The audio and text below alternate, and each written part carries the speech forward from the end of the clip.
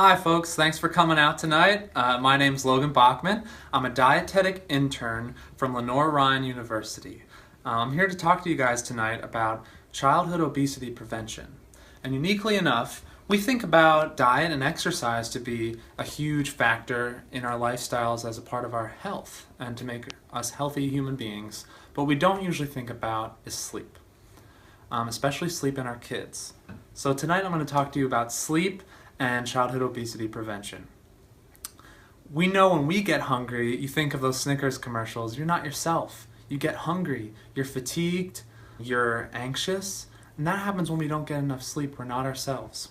So tonight we're going to talk about that and ways to get your child to sleep, to get them on sleep on time, and to set the mood and get ready for sleep, which is also very important.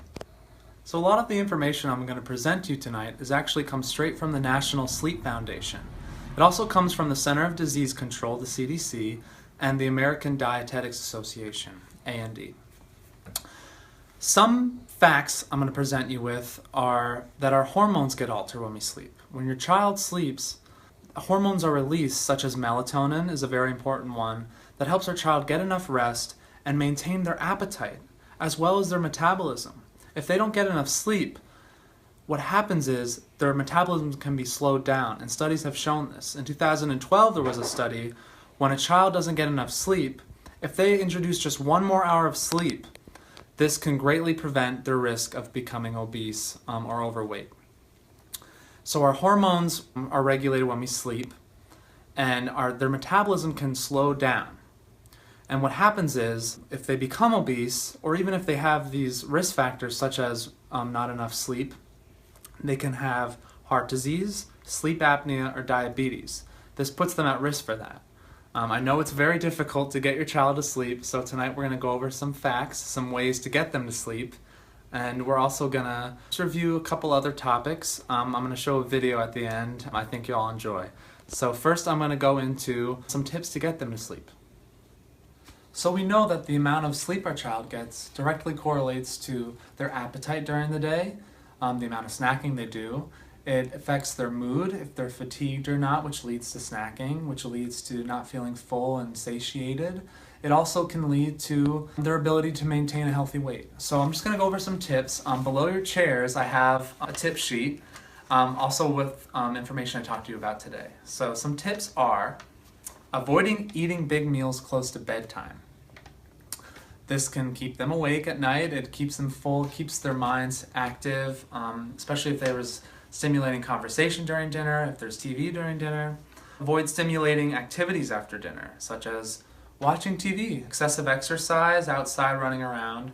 Warn your child 5 minutes before bedtime that it is bedtime. This can be effective. Make sure your child is comfortable, have a stuffed animal nearby. Reading to them is very important.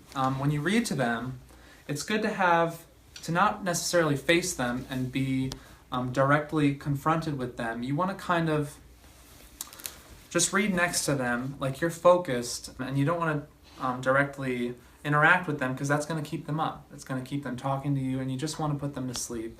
I have the Harry Potter and the Sorcerer's Stone, but it doesn't matter which book you read. A lot of things help. You can buy soundtracks. You can even find them on YouTube if you have internet access and play relaxing childhood music. It could be, I've seen rock bands, they'll turn it into lullaby music, so anything really works as long as it calms them and is relaxing. During the evenings after sunset, you're going to want to kind of dim the lights, close the curtains, make it a more relaxed ambiance. You can reward your child for sleeping on time. Give them 1 sticker if they go to bed on time. If they get 3 stickers, they get a prize. So something like that. And everyone gets more sleep. That's important. If you get more sleep, you'll be more ready to deal with them when they don't want to sleep, but you'll also set the tone and set the mood and set the example. Children preschool age also might be afraid of monsters. So I brought my own monster toolkit that you can make at your home very cheaply. A simple water bottle sprayer will do.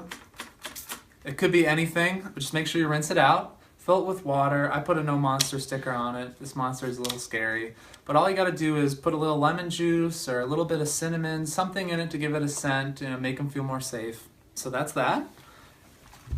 is our monster sprayer. Also, our flashlight.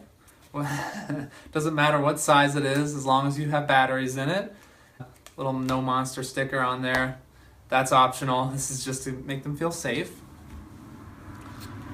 I made a monster charm, which this probably would not go around a child's neck. You could just put it on the door knob or somewhere close by to the bed. I put tea bags, garlic, aluminum foil, really whatever you have around the house. This will ward off monsters and keep them safe. And just make them feel safe. That's what it's really about. So you can make your own monster toolkit at home. It could help. Some people I've talked to, it has really helped them out. All right, so the next topic we're going to talk about is how much sleep. So how much sleep should our kids get? There's different recommendations, but they really all fall around the same amount of time. So the National Sleep Foundation recommends for a child under the age of 5 that they get about 11 or more hours of sleep. The CDC recommends about 10 to 13 hours of sleep, which is pretty similar. And you may be thinking, how do they get this many hours of sleep? Well, you follow the tips I recommend and get them to bed on time. Also, nap time is huge. You can get an hour of sleep. That also includes nap time. So that's very important. What's also very vital for your child to get enough sleep is screen time. TVs, computers, smartphones, we all have them, maybe even your child. And what happens is they emit a blue light. It may not look blue, but in the wavelengths of light, it actually is a blue light that interferes with our body's process of hormone secretion such as melatonin, which helps us sleep. We talked about melatonin. And when we have alterations in this, we can't sleep regularly and we can't sleep soundly and get the sleep that we need.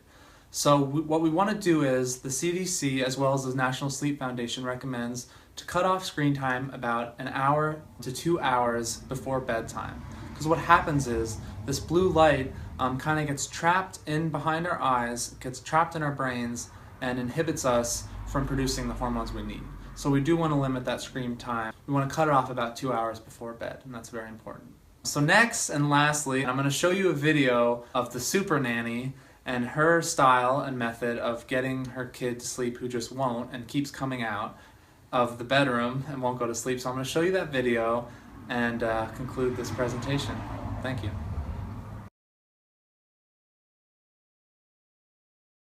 All the gold and jewels in the cavern. Can you lay down? I want to sleep later. No. She's not sleeping. Sorry? She says she's going to sleep later. Oh, she did she? Mm-hmm. This is what you're going to do, okay? The stay in bed technique, okay? She comes out the first time, you say to her, it's bedtime, darling. Tuck her in and come out. The second time, you say it's just bedtime. The third time, you say nothing. Get up.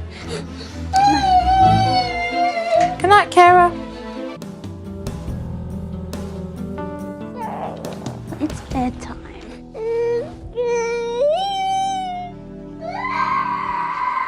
She continued to cry and Mum sat on the sofa. Her heart was just really feeling emotionally what Kara was going through. Tell yourself, why are we doing this? Why are we doing this?